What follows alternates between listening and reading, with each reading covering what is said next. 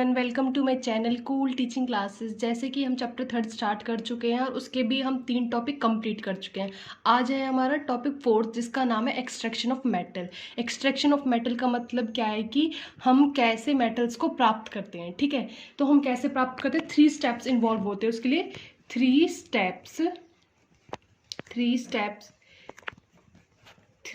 Steps involved. ठीक है, इसके अंदर 3 स्टेप्स इन्वॉल्व्ड होते हैं। जो पहला जो स्टेप होता है वो होता है कंसंट्रेशन ऑफ ओर। ठीक है, कंसंट्रेशन ऑफ ओर्स। सेकंड जो स्टेप होता है वो conversion of concentrated ore into crude metal. ठीक है, फिर उसके बाद जो थर्ड स्टेप जो आता है वो होता है रिफाइनिंग। ठीक है, रिफाइनिंग ऑफ इम्प्योर मेटल। ठीक है, इम्प्योर मेटल। मैंने क्या बताया कि हमारा टॉपिक है एक्सट्रैक्शन ऑफ मेटल्स, जिसके अंदर 3 स्टेप्स होते हैं। सब पहला जो स्टेप होता है वो होता है कंसंट्रेशन ऑफ ओर। सेकंड जो स्टेप होता है वो conversion of concentrated ore into crude metal. और जो थर्ड स्टेप होता है वो होता है रिफाइनिंग ऑफ इम्प्योर मेटल। सबसे पहला जो हम स्टेप करेंगे वो करेंगे कंसंट्रेशन ऑफ ओर। सबसे पहले हमें पता होना चाहिए कि कंसंट्रेशन ऑफ ओर होता क्या है। ठीक है, कंसंट्रेशन ऑफ ओर्स, ये हमारा पहला पॉइंट है इसका कि ये होता क्या है।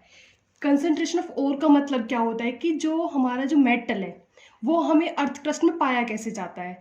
तो वहां पे पहले वो मिनरल फॉर्म होती है, मिनरल के अंदर ओर्स होते हैं, उसको हम ओर्स में से हम कैसे मेटल को प्राप्त करते हैं। ठीक है, तो ओर्स का कंसंट्रेशन होता क्या है, मतलब कि जो हमें कोई भी ओर मिली है अर्थ क्रस्ट में से, उसके अंदर से इम्प्योरिटीज को रिमूव करना। अब वो इम्प्योरिटीज कैसी हो सकती है, जैसे कभी कभी मिट्टी हो जाती है, पत्थर, जो पत्थर होते हैं वो उसके साथ आ जाते हैं, उसी को हम क्या बोलते हैं, कंसंट्रेशन ऑफ ओर। जो उसके साथ लगे हुए होते हैं तो उनको जो रिमूव करने का जो प्रोसेस होता है उसको हम क्या बोलते हैं, कंसंट्रेशन ऑफ ओर। ठीक है, रिमूवल ऑफ इम्प्योरिटीज। ठीक है, इम्प्योरिटीज लाइक जैसे कि सॉइल, ठीक है, सैंड, ठीक है, ये सब। अब एक कंसंट्रेशन ऑफ ओर, मैंने तुम्हें बताया कि कंसंट्रेशन ऑफ ओर्स का मतलब क्या है कि रिमूव करते हैं हम इम्प्योरिटीज को किसी भी ओर में से। ठीक है, तो जो ये ओर वाला जो कॉन्सेप्ट है इसके अंदर 3 टर्म्स आती है। सबसे पहले जो टर्म आती है वो होती है मिनरल। ठीक है, सबसे पहले हमें ये पता होना चाहिए कि मिनरल्स होते क्या है भाई। मिनरल्स वो होते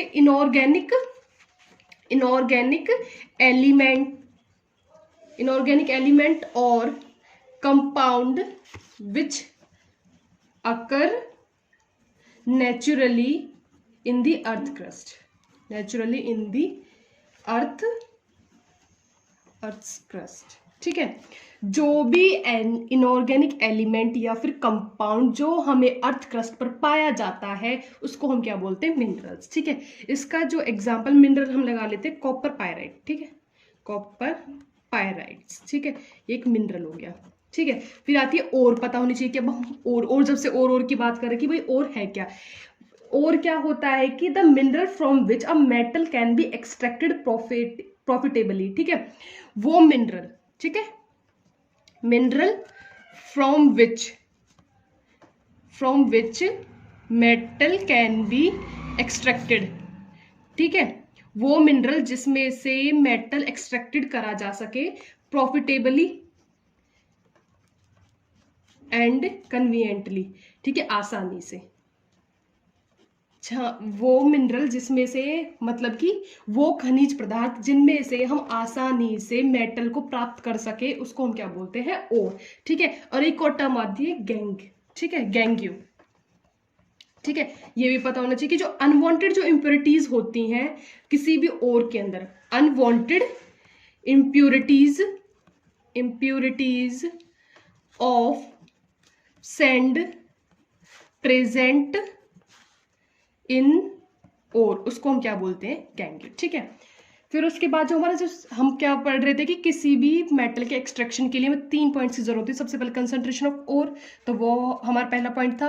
अब जो हमारा सेकंड पॉइंट है वो है conversion of concentrated ore into crude metal, मतलब कि अब ओर है वो साफ हो चुकी है, उसके अंदर से जो मिट्टी वगैरह थी वो साफ हो गई। अब उसके बाद हमें उसको क्रूड मेटल में कन्वर्ट करना है, ठीक है, मतलब कि इम्प्योर फॉर्म ऑफ मेटल, वो भी एक मतलब कि प्योर नहीं होती 100%, मतलब कि हाँ पर थोड़ी बहुत तो प्योर होती ही है, ठीक है। अब जो सेकंड स्टेप है वो है हमारा कन्वर्जन,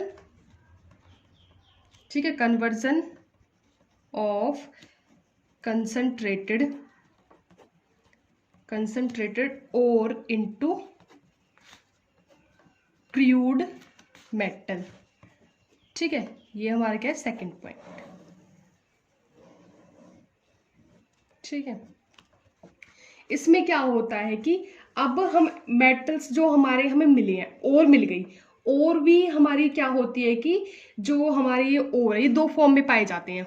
ओर्स जनरली हमें दो फॉर्म्स में पाई जाती है, एक तो सल्फाइड, ठीक है, और दूसरी किस फॉर्म में पाई जाती है, कार्बोनेट, ठीक है, ये कार्बोनेट फॉर्म में पाई जाती है, ठीक है। फिर उसके बाद ये कह रहा है कि सल्फाइड और जो हमारे कार्बोनेट है, फिर इनको कन्वर्ट करा जाता है ऑक्साइड्स में, ठीक है, इनको भी किस में कन्वर्ट करा जाता है, ऑक्साइड्स में, इसको भी और इसको भी ऑक्साइड्स में। इसको तो हम करेंगे रोस्टिंग के थ्रू, ठीक है, दोनों ओर्स के लिए अलग अलग, और इसको हम करेंगे किसके थ्रू, कैल्सिनेशन के लिए, ठीक है, कैल्सिनेशन के थ्रू हम करते हैं, ठीक है। अब ये कह रहा है कि अब सबसे पहले हमें पता होना चाहिए कि रोस्टिंग होती क्या है, ठीक है। वैसे तुम समझ गए होंगे कि भाई सल्फाइड ओर को जब हम उसके ऑक्साइड्स में कन्वर्ट करते हैं बाय हीटिंग, उसको हम क्या बोलते हैं, रोस्टिंग। रोस्टिंग क्या होता है कि जब हम क्या करते हैं, हीट करते हैं, हीटिंग ऑफ सल्फाइड ओर किसकी प्रेजेंस में, in presence of air, in presence of excess of air, मतलब कि ज्यादा अमाउंट में एयर प्रेजेंट होनी चाहिए, to convert them into oxides, जिससे कि हम उनको किस में कन्वर्ट कर सकते। तो रोस्टिंग क्या होता है कि जब हम किसी सल्फाइड ओर को हीट करते हैं in presence of excess of air to convert them into oxide, ठीक है। ये तो हो गया हमारा रोस्टिंग, जब हम किसी सल्फाइड ओर को हीट करते हैं बहुत सारी एयर की प्रेजेंस में उसको ऑक्साइड बनाने के लिए, इसको हम क्या बोलते हैं, रोस्टिंग। अब इसका एग्जांपल भी देना होता है क्योंकि 2 मार्क्स में बहुत इंपॉर्टेंट टर्म है रोस्टिंग और कैल्सिनेशन, सबसे ज्यादा पूछी जाने वाली टर्म है, ठीक है, तो इनको जरूर कर लेना, ठीक है। ZnS जिंक सल्फाइड और है O2, इसको जब हम हीट करेंगे, ये वाला जो सिंबल होता है ना, ये डेल्टा वाला, ये हीट के लिए लगाया जाता है, ठीक है, ZnO प्लस SO2, ठीक है। अब इसको बैलेंस करना थोड़ा सा जरूरी है, तो इसको बैलेंस भी कर लेना, ठीक है, ट्राई करके देखना है, इसको मैंने सिखा रखा है तुम्हें कैसे करते हैं, ठीक है। अब जो ZnS है वो सॉलिड फॉर्म है, ये इसकी गैस फॉर्म है, ये इसकी सॉलिड फॉर्म है, इसकी गैस फॉर्म, ठीक है। फिर उसके बाद आता है हमारा कैल्सिनेशन। अब मैंने तुम्हें बताया कैल्सिनेशन हम किसके लिए यूज करते हैं, जब हम कार्बोनेट को उसके ऑक्साइड्स में कन्वर्ट करते हैं तो उसको हम क्या बोलते हैं, कैल्सिनेशन। जब हम क्या करते हैं, हीट करते हैं, हीटिंग ऑफ कार्बोनेट और in limited supply of air to convert into oxide, ठीक है। इसमें रोस्टिंग में हमने क्या पढ़ा था कि सल्फाइड ओर को कर रहे हैं, कैल्सिनेशन में हम किसको कर रहे हैं, कार्बोनेट ओर को हीट करते हैं, इसमें एक्सेस ऑफ एयर थी और इसमें हम limited supply of air to convert into its oxide. कभी कभी इनका डिफरेंस भी आ जाता है 2 मार्क्स में, तो वो देख लेना, ठीक है। मैं डिफरेंस भी तुम्हें बताऊंगी, पहले इसका एग्जांपल करवा देती हूँ। जैसे कि हमारा है ZnCO3, ये जिंक कार्बोनेट, ठीक है, ये भी एक ओ है। जब हम इसको हीट करेंगे तो हमें क्या मिलेगा, ZnO, ये इसका क्या मिल गया हमें, ऑक्साइड प्लस CO2। अब एक चीज याद रखना हमेशा कि जब हमारा अगर कैल्सिनेशन और इसमें रोस्टिंग में डिफरेंस आ जाता है तो हम क्या करते हैं कि रोस्टिंग हम सबसे पहले किसके लिए यूज करते हैं, सल्फाइड ओर के लिए। कैल्सिनेशन किसके लिए करेंगे, कार्बोनेट ओर के लिए। ठीक है, ये फर्स्ट पॉइंट होगा। जो सेकंड पॉइंट होगा वो क्या होगा कि ये एक्सेस ऑफ एयर में होता है और ये वाला लिमिटेड सप्लाई ऑफ एयर में होता है। ठीक है, इसमें सल्फाइड गैस निकलती है। ठीक है, और इसमें कार्बन डाइऑक्साइड निकलती है। ठीक है, सल्फर डाइऑक्साइड निकलती है इसमें, और इसमें कार्बन डाइऑक्साइड निकलती है। और एक एक इसका एग्जाम्पल हो जाएगा। ठीक है, दोनों का। ठीक है, फिर उसके बाद आता है हमारा इसी के अंदर रिडक्शन, कि जब ये ऑक्साइड जब बन जाते हैं उसके बाद हम क्या करते हैं, इसका रिडक्शन करते हैं। ठीक है, रिडक्शन करते हैं हम। अब रिडक्शन तो हम कर रहे थे रिडक्शन। रिडक्शन में क्या होता है कि अब ये ऑक्साइड बन गई कोई भी, और अब हमारी क्या बन गई, ऑक्साइड। अब हम क्या करेंगे, इस ऑक्साइड को भी हीट करेंगे मेटल में कन्वर्ट करने के लिए। ठीक है, heating of oxides of metals to turn them into metals.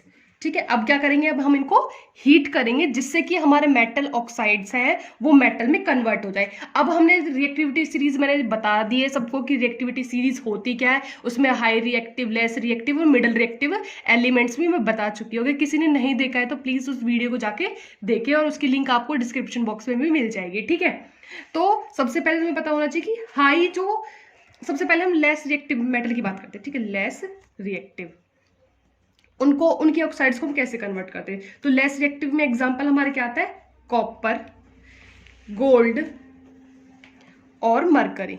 ठीक है, मैं सबसे पहले एग्जांपल लूंगी मरकरी का। ठीक है, जो मरकरी की जो ओर होती है वो होती है सिनाबार। ठीक है, सिनाबार, जिसको हम HGS के नाम से भी लिखते हैं। अब मैं इसको अगर हीट करूं, ठीक है, HGS को अगर हम हीट करते हैं, जैसे कि ये HGS है, इसको हम हीट करते हैं। ठीक है, हीट और ऑक्सीजन की प्रेजेंस में, तो किस में कन्वर्ट हो जाती है, HgO प्लस SO2 में। ठीक है, फिर उसके बाद इस HgO को हीट करते हैं हम, तो किस में कन्वर्ट हो जाती है, Hg प्लस O2 में। ठीक है, अब इसको बैलेंस कर लेना। ठीक है, और यहाँ पे 3 मॉलिक्यूल ऑफ ऑक्सीजन, यहाँ पे 2, यहाँ पे 2, यहाँ पे 2। ठीक है, तो ये हमारी बैलेंस हो गई। तो मैंने क्या करा कि एक हमारे पास और थी। ठीक है, वो कौन सी थी, सिनाबार और थी मरकरी के लिए। ठीक है, सबसे पहले हीट करी तो ऑक्साइड बना दिया। अब ऑक्साइड को ही मैंने क्या करा, दोबारा से हीट करा उसको मेटल में कन्वर्ट करने के लिए। ठीक है, अब एक मिडल रिएक्टिव एलिमेंट का एग्जाम्पल ले लेते हैं, मिडल वाले का। ठीक है, ये मिडल वाला है, ये लेस रिएक्टिव वाला है। ठीक है, मिडल वाले के जो एग्जाम्पल होते हैं वो तुम्हें पता भी है। एक तो सबसे पहले आयरन, दूसरा है जिंक, फिर आता है लेड। ठीक है, अब जिंक की जो ओर होती है वो कौन सी होती है, जिंक ब्लेंड। ठीक है, जिंक ब्लेंड। ठीक है, इसको हम किससे लिखते हैं, ZnS से। ठीक है, अब इसका जो एग्जाम्पल है वो मैं बताती हूँ एक बारी। ठीक है, उसका जो एग्जाम्पल है वो हो जाएगा हमारा, जैसे कि ZnS है, प्लस इसको हम क्या करेंगे, पहले तो हीट करेंगे। ठीक है, ZnO प्लस SO2। ठीक है, हमने अब पहले क्या करा है, इसको ऑक्साइड में कन्वर्ट करा। अब इस ऑक्साइड को हम किस में कन्वर्ट कर रहे हैं, इसी कार्बन के साथ रिएक्शन करके अब इसको हम रिड्यूस कर रहे हैं। ठीक है, ठीक है, तो ये क्या हो गई हमारे मिडल रिएक्टिव के लिए, इसको कैसे रिड्यूस करते हैं। ठीक है, ऑक्साइड से मेटल में। अब एक आयरन के लिए ना थर्मिट रिएक्शन होती है। ठीक है, सबसे इंपॉर्टेंट है आयरन के लिए थर्मिट रिएक्शन। और जो आयरन जो और हमें मिलती है ना हमेशा, वो हेमेटाइट फॉर्म में मिलती है। ठीक है, वो मैं भी बता दूंगी। थर्मिट रिएक्शन पता होनी चाहिए सबसे पहले। थर्मिट रिएक्शन वो रिएक्शन होती है जिसमें हम फेरिक ऑक्साइड को हीट करते हैं एल्यूमिनियम के साथ, क्या बनाने के लिए, आयरन मेटल प्रोड्यूस करने के लिए। और उस टाइम पे बहुत ज़्यादा हीट प्रोड्यूस होती है, और ये ज़्यादातर कहाँ पे यूज़ होती है, वेल्डिंग वगैरह करने के लिए यूज़ होती है, जो रेलवे ट्रैक होते हैं ना उनकी लाइंस को ज्वाइन करने के लिए। ठीक है, तो मैं ये एक बार लिखवा देती हूँ कि थर्मिट रिएक्शन होती क्या है, कि जब हम फेरिक ऑक्साइड, फेरिक ऑक्साइड में जो आयरन की जो स्टेट होती है, ऑक्सीडेशन स्टेट, वो +3 होती है। जब हम इसको हीट करते हैं, heated with aluminium, with aluminium, ठीक है, to reduced into iron metal and lot of heat produced. ठीक है, ये कह रहा है कि थर्मिट रिएक्शन क्या होती है, वो रिएक्शन होती है जिसमें हम क्या करते हैं कि आयरन ऑक्साइड को हीट करते हैं एल्यूमिनियम के साथ आयरन मेटल प्रोड्यूस करने के लिए, और इसमें बहुत ज़्यादा हीट प्रोड्यूस होती है। ये यूज़ कहाँ करी जाती है, ये यूज़ होती है वेल्डिंग्स में। ठीक है, वेल्डिंग में यूज़ होती है, और मोस्टली रेलवे ट्रैक, ठीक है, रेलवे ट्रैक्स की जो लाइन होती है उनको ज्वाइन करने के लिए। ठीक है, फिर उसके बाद आता है इसकी जो हमारी रिएक्शन थे, क्योंकि ज़्यादा से ज़्यादा मैंने देखा है जहाँ भी जितने भी मैंने क्वेश्चन पेपर्स देखे उसमें थर्मिट रिएक्शन पूछ रखे, वो भी 2 मार्क्स में पूछ रखे, 2 मार्क्स या 2.5 मार्क्स में। ठीक है, फेरिक ऑक्साइड, फेरिक ऑक्साइड बोल लो या फिर हेमेटाइट बोल लो इसको। ठीक है, ये भी क्या है, हमारे आयरन की ये एक और होती है। ठीक है, हेमेटाइट। ठीक है, ये आयरन की ओर है या फिर फेरिक ऑक्साइड इसका नाम होता है, फेरिक ऑक्साइड, जिसमें +3 में Fe+3 में प्रेजेंट होता है। ठीक है, अगर हम इसको हीट करते हैं 2 एल्यूमिनियम के साथ तो हमें क्या मिलता है, आयरन मिलता है प्लस एल्यूमिनियम ऑक्साइड मिलता है। ठीक है, ये इसके 2 फॉर्म। ठीक है, ये हो गया। फिर उसके बाद अब तक हम किसकी बात कर रहे थे, अब तक हम बात कर रहे थे कि हम कर क्या रहे थे, रिडक्शन कर रहे थे। ठीक है, मोस्ट इंपॉर्टेंट पॉइंट क्या था हमारा, रिडक्शन। रिडक्शन में हमने क्या करा था कि ऑक्साइड्स को अब मेटल में कन्वर्ट करना था। तो मैंने सबसे पहले लेस रिएक्टिव एलिमेंट का बता दी कि कैसे कैसे इसको हम मेटल में कन्वर्ट करते हैं। फिर मिडल का जिंक ब्लेंड एग्जाम्पल लिया मैंने। फिर उसके बाद मैंने थर्मिट रिएक्शन बताई क्या होती है। अब उसके बाद जो मेरा लास्ट पॉइंट है वो है हाई रिएक्टिव एलिमेंट के लिए कैसे करते हैं, हाई रिएक्टिव मेटल्स के लिए कैसे करते हैं। ठीक है, हाई रिएक्टिव मेटल्स के लिए, हाई रिएक्टिव मेटल्स के एग्जांपल होते क्या, सोडियम, कैल्शियम, मैग्नीशियम और एल्यूमिनियम। ठीक है, इन सबको हम जो एक्सट्रैक्ट करते हैं वो किसके थ्रू करते हैं, इलेक्ट्रोलिटिक रिडक्शन के through. Extracted from ores by electrolytic reduction. ठीक है, इलेक्ट्रोलाइटिक रिडक्शन वैसे होता क्या है, इलेक्ट्रोलाइटिक रिडक्शन में हम करते क्या जनरली कि एक हम बीकर लेते हैं, उसमें हम 2 इलेक्ट्रोड्स ले लेते हैं और इलेक्ट्रिसिटी पास करवाते हैं। एक तो प्योर फॉर्म ले लेते हैं और एक इम्प्योर फॉर्म ले लेते हैं। जो प्योर फॉर्म होती है वो हमारी कैथोड की होती है और जो इम्प्योर फॉर्म होती है वो एनोड की होती है। ठीक है, हम इलेक्ट्रिसिटी जब पास करते हैं तो उसमें से क्या होता है कि हमारा जो मेटल है वो रिड्यूस होता रहता है। रिड्यूस की मतलब कि जो प्योर फॉर्म है वो जाके कैथोड पे कलेक्ट हो जाती है, और जो इम्प्योरिटीज़ है जो सॉल्युबल होती है तो सॉल्यूशन में रह जाती है, जो इनसॉल्युबल होती हैं वो उसके एनोड के नीचे इकट्ठी होती रहती हैं। ठीक है, डोंट वरी, इस बात को भी मैं नेक्स्ट टॉपिक में अच्छे से समझाऊंगी। ठीक है, अभी हम बस यहीं तक ही पढ़ेंगे इसको। मैं पर इसका एक बार बता देती हूँ इलेक्ट्रोलाइटिक रिडक्शन में होता क्या है। ठीक है, हम जो नेक्स्ट टॉपिक जो बनाएंगे उसके ऊपर हम उसमें हम यही सब पढ़ेंगे कि इलेक्ट्रोलाइटिक रिडक्शन कैसे करते हैं। ठीक है, इलेक्ट्रोलाइटिक रिडक्शन होता क्या है, इसमें हम क्या करते हैं कि इलेक्ट्रिक करंट हम पास करते हैं, electric current passed through the molten state of metal ores। ठीक है, और जो हमारा क्या होता है कि जो मेटल है वो हमारा क्या होता है, पॉजिटिवली चार्ज होता है, positively charged and is deposited over cathode. ठीक है, एक बार मैं आपको बता देती हूँ कि इलेक्ट्रोलाइटिक रिडक्शन होता है क्या। इलेक्ट्रोलाइटिक रिडक्शन ये होता है कि जब हाईली रिएक्टिव एलिमेंट को हम ऑक्साइड्स के थ्रू उनके प्योर मेटल फॉर्म में कन्वर्ट नहीं कर पाते तो हम क्या करते हैं, उनका इलेक्ट्रोलाइटिक रिडक्शन होता है। क्योंकि बहुत ज़्यादा रिएक्टिव होते हैं तो हम क्या करते हैं कि इनको इलेक्ट्रिसिटी पास करवा कर तब इनको प्योर फॉर्म में कन्वर्ट करते हैं। ठीक है, आज एक बार मैं रिपीट करवा देती हूँ मैंने क्या क्या आपको पढ़ाया है। ठीक है, सबसे पहले मैंने आपको बताया कि एक्सट्रैक्शन ऑफ मेटल्स होता क्या है, कि हम कैसे कैसे किसी भी मेटल को प्राप्त कर सकते हैं। वो 3 स्टेप्स में कर सकते हैं। एक तो कंसंट्रेशन ऑफ ओर करके, मतलब कि जो ओर हमें मिली है उसको हम उसकी इम्प्योरिटीज़ को रिमूव कर दें, फिर उसी ओर को हम क्या करें, उसके ऑक्साइड्स में कन्वर्ट करते हैं। फिर जो ऑक्साइड्स मिली है उसको भी हम फिर उसमें क्या कर दें, जो हमें ऑक्साइड्स मिली है उसको भी दोबारा से हीट करके उसकी प्योर फॉर्म में ला दें। ठीक है, हमारा जो 3rd स्टेप है वो रह गया है कि रिफाइनिंग कैसे करते हैं, तो वो हम नेक्स्ट टॉपिक में पढ़ेंगे कि रिफाइनिंग कैसे करते हैं। ठीक है, तो आपको समझ में आ गया कंसंट्रेशन ऑफ ओर में हमने क्या करा है कि हम पहले ओर में से इम्प्योरिटीज़ को रिमूव करते हैं, फिर जब ओर में से जो इम्प्योरिटीज़ रिमूव हो जाती हैं उसके बाद हम क्या करते हैं, उसको दोबारा से हीट करते हैं। जब हीट करते हैं तो हमारी जो ओर है वो ऑक्साइड्स में कन्वर्ट हो जाती है, और जो ऑक्साइड्स हैं हमारी वो दोबारा से हीट होती है, फिर उसको हम मेटल में कन्वर्ट कर लेते हैं। ठीक है, जो हमें मेटल मिलता है ना वो ज़्यादा प्योर नहीं होता, इसलिए उसके लिए एक लास्ट स्टेप जो बच जाता है वो होता है हमारा रिफाइनिंग, कि रिफाइनिंग के थ्रू ही वो हमारा क्या हो पाता है, प्योर फॉर्म में आ पाता है। ठीक है, आज हम जो ये वाला टॉपिक आज यहीं पे इसका एंड करते हैं, और नेक्स्ट टॉपिक के लिए आप वेट करना, उसकी भी वीडियो आपको जल्दी मिल जाएगी। ठीक है, थैंक यू। मेरे चैनल को प्लीज़ ज़्यादा से ज़्यादा लाइक सब्सक्राइब कराओ। ठीक है।